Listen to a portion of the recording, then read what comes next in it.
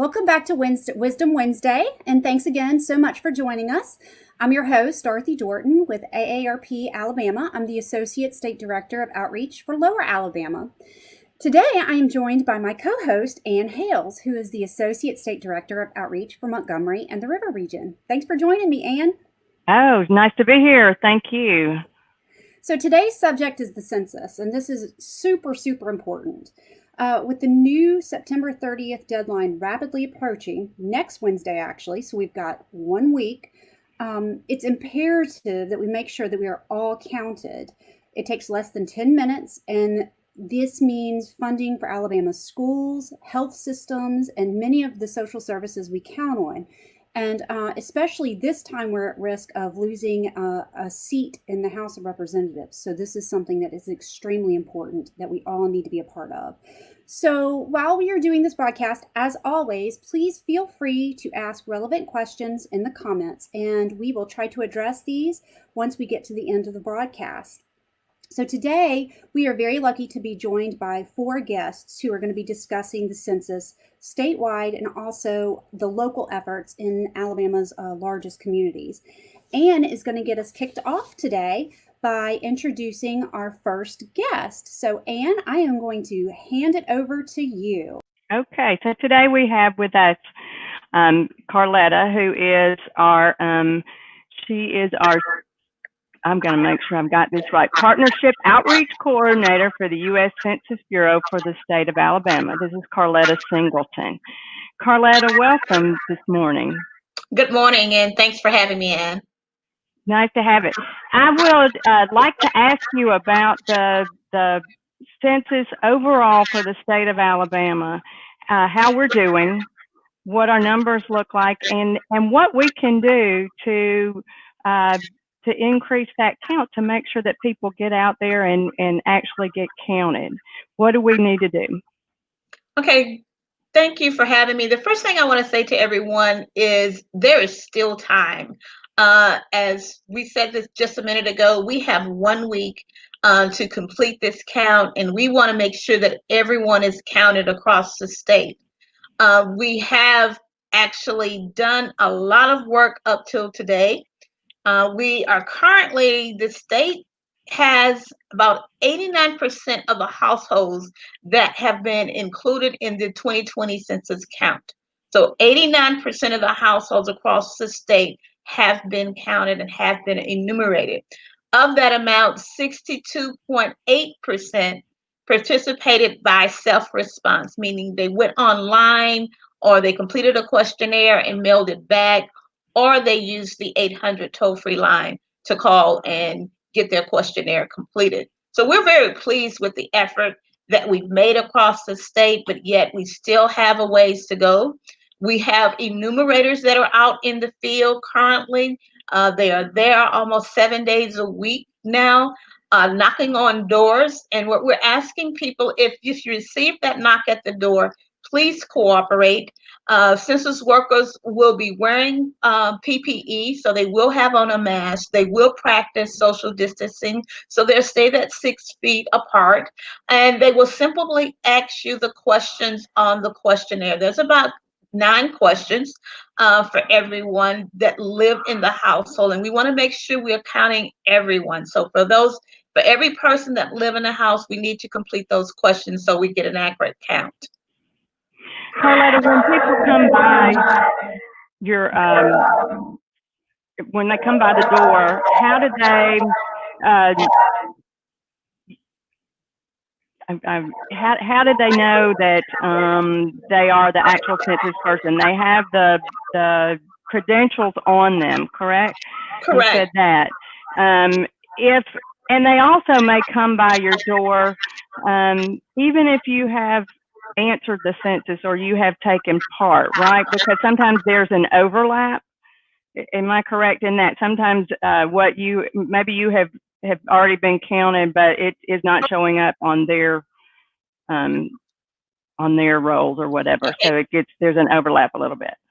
Well, Yeah, there's a number of reasons we may come to the door. If you completed the questionnaire and there were some inconsistencies, some things that were incomplete, or if you mailed in the questionnaire and you hand wrote it, written it, and there's some things that you can't actually see on the questionnaire, they may come back out.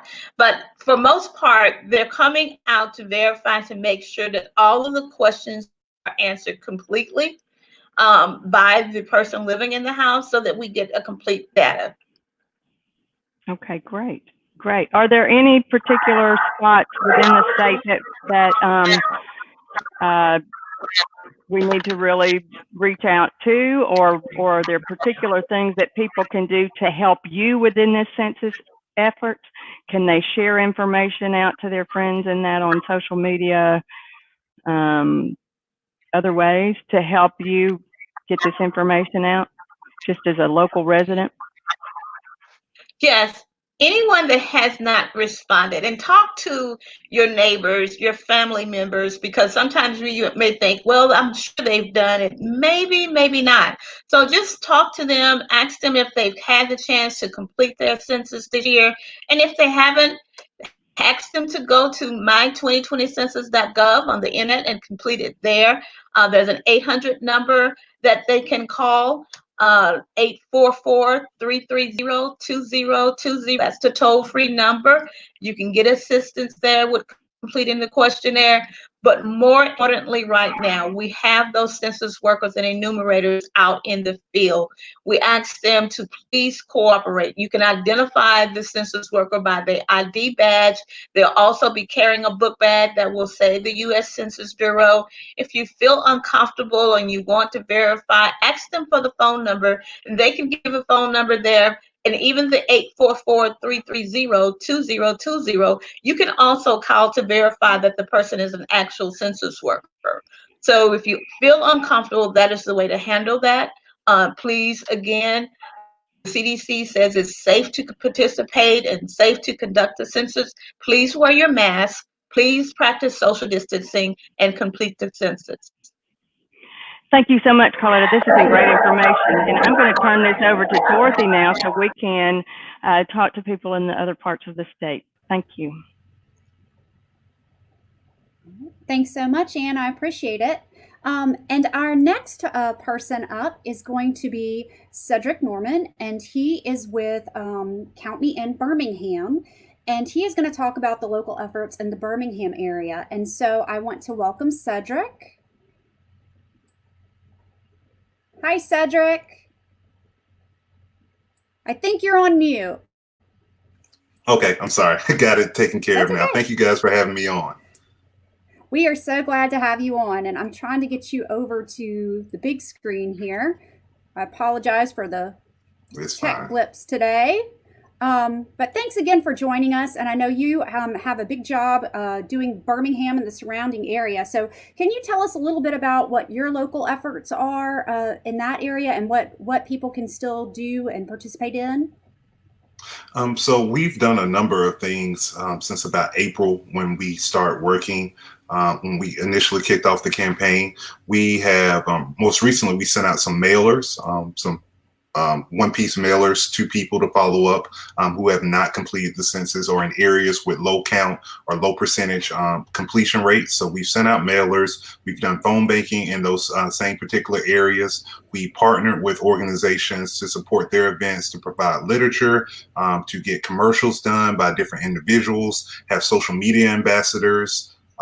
We've also participated in a number of forums like this online to be able to speak to those communities and try to reach those low count communities. So we've done a number, it's been really a number of things, and we still have some other efforts to go. We have about 8 days before the last day to complete, or before the census self-response day is over. And right now, the city of Birmingham is only 54% counted. So we still have a very long way to go in the city of Birmingham, but we're exhausting every effort we can to make sure we reach those citizens that need to still be counted. So the biggest thing that people can do in order to get people involved, like make census a part of your regular conversation. Just like if you were talking to someone, hey, what did you eat today? You know, how much sleep did you get?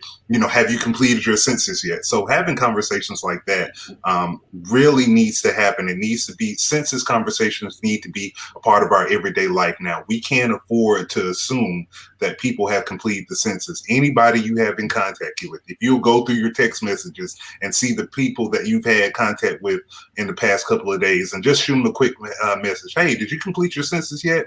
And just see what the response is. That's your way you can ensure that your community, your neighbors and your family and friends have been counted, particularly if they live in the city of Birmingham. But it really doesn't matter where they live.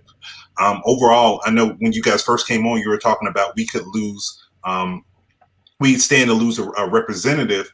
And if the state of Alabama is not 72% counted, or have a response rate of 72%, we'll lose a House seat. So if it's lower, then we could potentially lose 2 House seats. So there is a lot on the line with completing the census. The city of Birmingham right now is dealing with budget cuts. Well, they were for the past 10 years, the city of Birmingham has been operating off of federal funds and state funds for an entire city, where all of the city wasn't counted 10 years ago. So you look at it going another 10 years and having roughly half the city counted again, Birmingham will still struggle in some areas and not be able to provide the services that it needs at a high level that it needs to be, because they don't have all the funding to account for all the citizens they have in the city. So the census is it's the easiest thing you can do. I know we're in election season and voting season, but census doesn't even require you to leave the home. You can use the web address or the phone number scrolling at the bottom,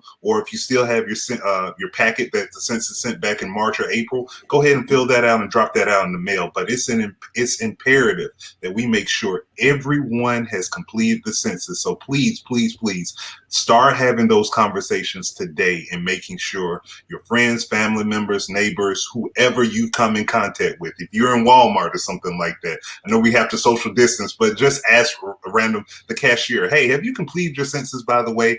It's that important. It's that serious that we have these conversations, because the city of Birmingham, the state of Alabama, and other cities across the state stand to lose so much by not having an accurate count in the census.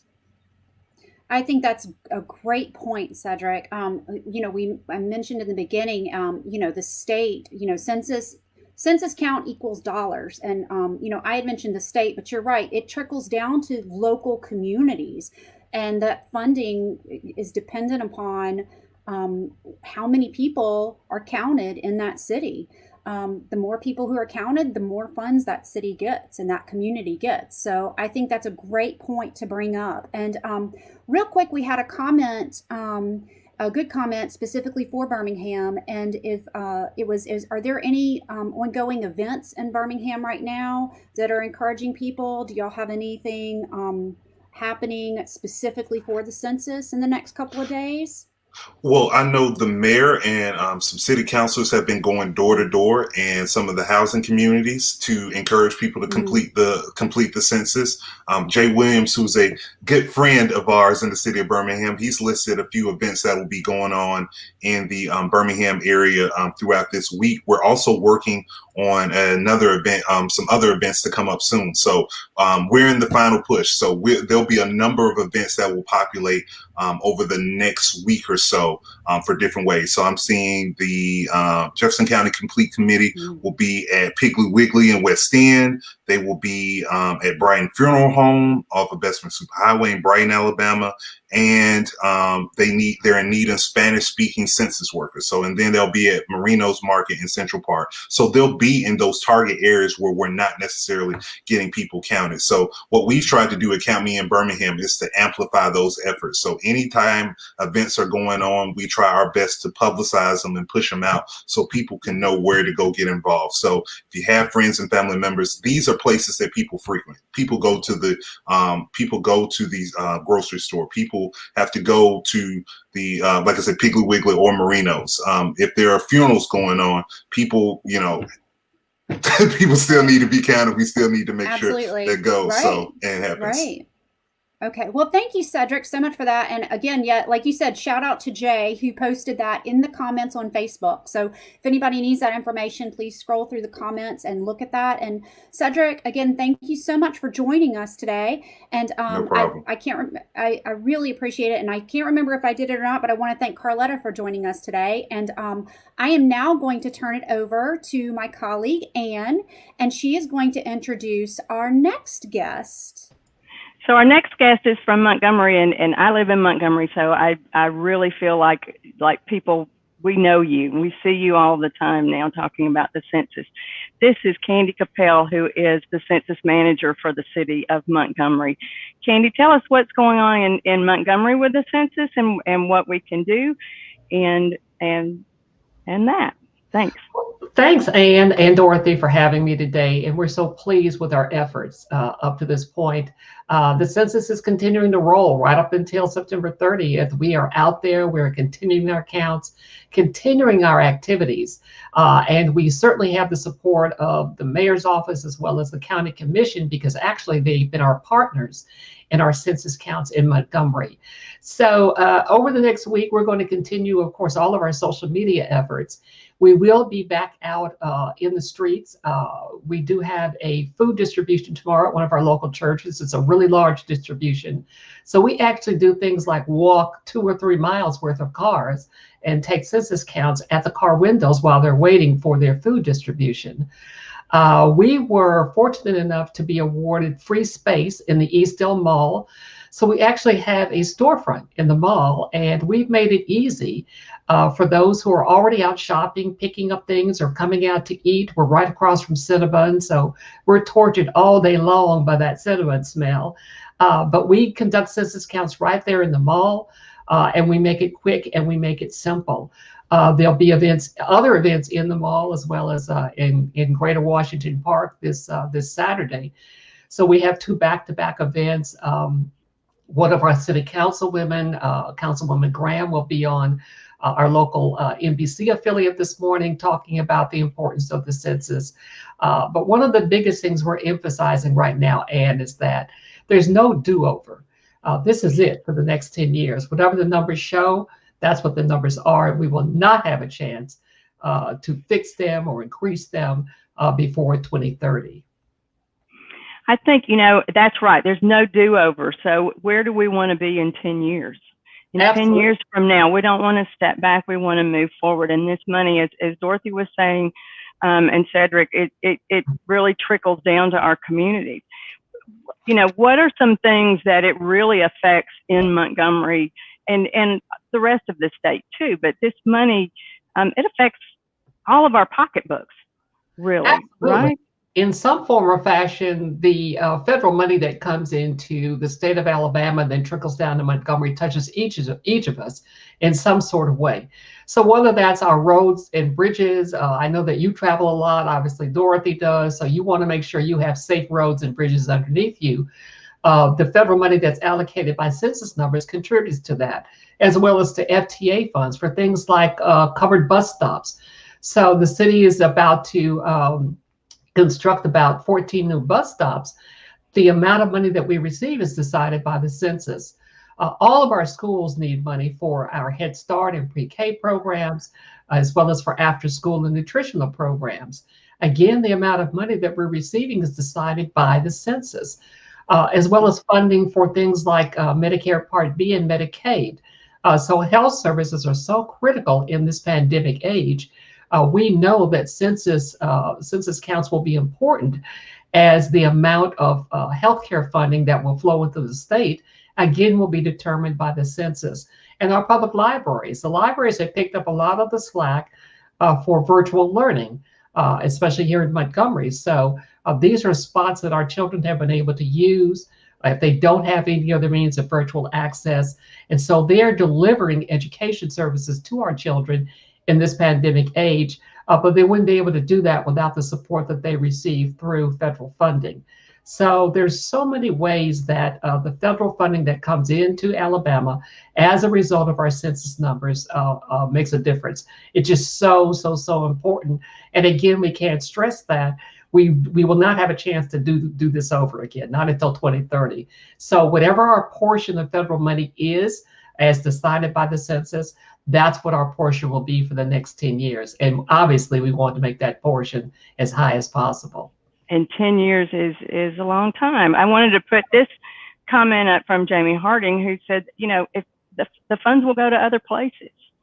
Absolutely, that's right. And while we can respect our neighbors, our other states, Alabama certainly has needs of its own, and many, many needs.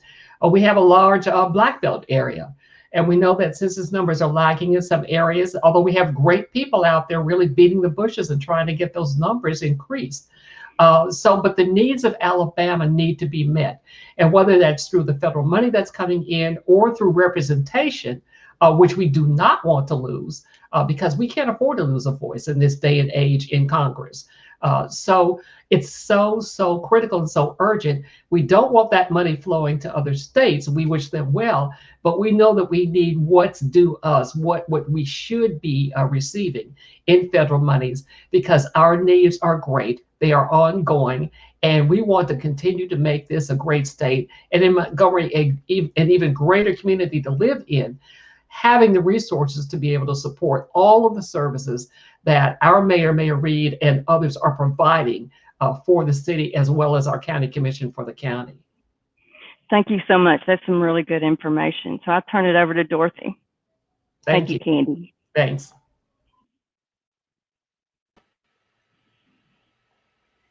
All right. Thank you so much, Candy. That was some really great information. And thank you, Anne. Appreciate that. And next, one of the things that again, Candy made such a good point of is that these funds, I mean, it's, Anne, you mention this too. It's 10 years, it's that's a long time. And when you think about it, if you have a household like I do, of me, my husband, and my 2 children, if I didn't fill out my census, which I did online, and it was the easiest thing in the world, but if I didn't do that, that means that there is money that's not coming to my children, that's coming to support my children and to support our efforts in this community and what we do. So it's so important, and to think of it that way. I mean, my children are very young, but in 10 years they're going to be in middle school, and what's going to be there for them in middle school, and what kind of funding are they going to have? So it's so important to make sure that you count and fill out your census. And so with that, I want to bring in our last but not least guest, Miss Chris Gibson. And Chris is with Mobile United down here in Mobile. And she is part of the Count Me In Mobile effort. And I'm going to let her talk a little bit about what things we have going on in Mobile, and how people in Mobile can get involved and fill out that census. Thanks for joining us, Chris. Yeah, good morning, Dorothy, and everyone. Thank you for having me. And to Candy's point, I found it really interesting when we started doing deeper dives and really started looking at census back in May.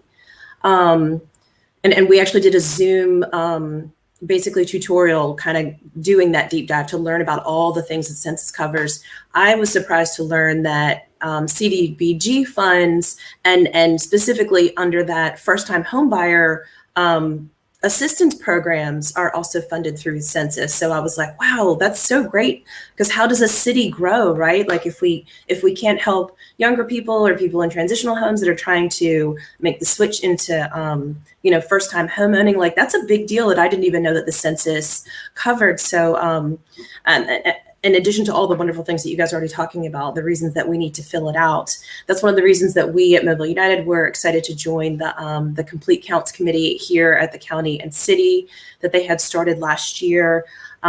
Specifically, we were asked through the city of Mobile to work in 3 zip codes, 36605, 36608, and 36617, that during the 2010 census had very low response rates.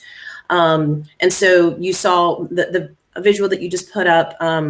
We started thinking about what kind of things that we can do to help promote without holding an event. We're a very small staff of 2 here. But what can we do to remind people? So that is actually a graphic of a magnet that we made. We also did some keychains. We were trying to think of what things that people see on a regular basis that would remind them in case they haven't done it, right? So we actually, my coworker, Brittany Galliano, has been fantastic. She created the magnet. She created keychains. She coordinated efforts with United Way and got yard signs, and she delivered, as well as one of our Leadership Mobile government teams, out to those 3 zip codes in particular. What I think we have 39 or 35 to 39 gas stations, grocery stores, places that took these things so that people could have them to help remind them. You know, we wanted to have visual reminders. Since we couldn't ourselves hold in-person events, we wanted to be safe, but we wanted to sort of help promote. Brittany's also done a fabulous job with our social media. I encourage anybody to go on Mobile United's Facebook page. We just posted on Monday the Leadership Mobile government team's video that they made, and it has the mayor and one of our county commissioners and one of our House of Representatives, as well as health and city officials talking about the need and the reasons, all the stuff that we've been talking about already. We have also partnered with local nonprofits, churches, and some civic organizations within those 3 districts to help fund them in their efforts. So whether it's Zoom tutorials, small Bible study groups that the churches are already holding, census drive-ups. There was just a food distribution / census event 2 weeks ago that the Complete Counts Committee held, where I think they had over 1,500 people come through, drive through the event. And I know that there's a League of Women Voters is also doing a voter registration / census filling drive-through function this Saturday in downtown Mobile. Again, you can check our Facebook page. We'll have that posted. If anybody's around here is interested or knows people in Mobile that you want to encourage to go and fill out they either get registered to vote and or fill out their census. I think one of the coolest things that's happening here that will be going on through the 30th is our local library system. The Mobile Public Library they're technically closed right now because of COVID, but they are scheduling at 8 of their locations people to come in, and there's a list of the locations that are doing that. So you basically have to call, make an appointment, and you can come in and fill out your census there. They'll help you with it. They'll give you access to the computer so you can do it online there. And we are, in these last 7 days, are trying to make a push. We're working with some local transportation companies to try and facilitate any transportation needs for that, for people that might need help getting there. So that's sort of our last push effort that will be going on over these last 7 days to try and get our numbers up, because we are, as of today, at 63%. According to our local census rep about 10 minutes ago. That will be updated at 2 o'clock. So hopefully we'll get a little bit higher. Maybe we'll be at 64% by the end of the day. But yeah, we're very excited about what's been going on, and we hope helping to fund some of these efforts within these zip codes and sort of pushing out on social media all throughout the city. We hope to get those numbers up by next week. So. Awesome. That is some great information, Chris. And I want to say I have to commend you and Brittany, because I've been seeing it all over the place down here in Mobile. And I filled mine out just, several months ago, and it really was the easiest thing. And if you check our comments, we've got, people who are saying that they completed it. It's so easy to do online. It really is the easiest thing you can do. And in this year of 2020, when everything is absolutely the hardest it can be, this is not. So that's one of those things you really want to make sure you do. So Chris, thank you so much for joining us today. I am going to add everybody back into the stream. So bear with me for just a second here. And we're going to see if we have any questions in the comments. And let's see here. Let me get everybody added. There we go. And hello, everyone. We're the Census Brady Bunch today. So I want to again thank you all for coming and talking about this super important thing. Again, the census equals money. It's kind of like a lottery you can control, is the best way I guess you could put it. And now I know there was one question that a lot of people have asked just around that I've heard. And one of the things that, AARP is so involved in is fraud prevention and scam prevention. And I know with people coming door to door, that can be a little scary for folks, or people calling. Is there anything? I know, Carletta, you had mentioned some stuff that people can check to see like badges and things. Are there anything that people need to be aware of? Are there any scams out there? Are there things that y'all have heard of that might sound a little fishy that people need to double check on, and maybe how people can double check? Does anybody? I haven't heard of any fraud claims or any complaints lately. But what we do tell people is to just be on your alert. And especially in areas in lower Alabama where they've had hurricanes, and people will go around and say that they're here to help. And then they're here to help with their census. But just know that in those instances, again, make sure that the person is wearing a federal ID badge with their name and picture on it. Make sure that if they're carrying a book bag or apparatus, it's a blue bag and it has U.S. Census Bureau on it. And then also note that the Census Bureau will never ask you for Social Security number. They won't ask you for bank accounts. They won't ask you to pay to have your census done. Nothing like that. So just make sure that if you have those types of instances, then you do need to alert. The 800 number, the toll-free number, again, 844-330-2020. You can call that number to get your census completed, and you can also call that number to file any complaint or any fraudulent interaction that someone may have. So you can report those things there as well.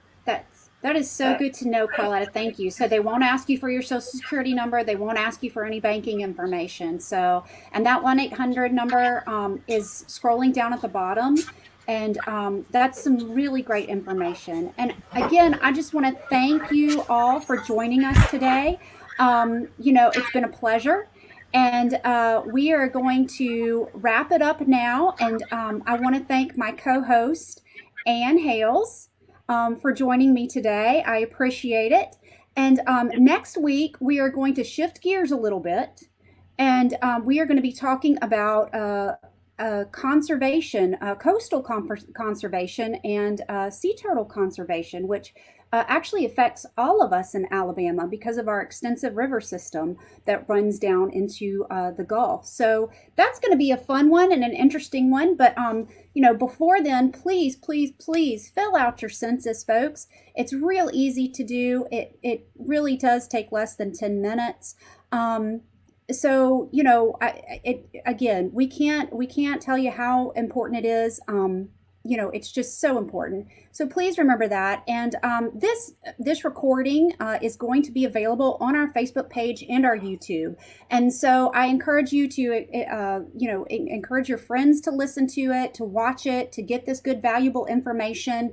And, feel free to share it. Feel free to share it on your Facebook page. It's there. So we just appreciate you all joining in with us today. And please stick around. We're going to show a quick video of all of our upcoming events for next week. We've got some good ones, and we've even got a new class starting on Monday. So thanks again, folks. Stay healthy and stay wise, and we'll see you next Wednesday.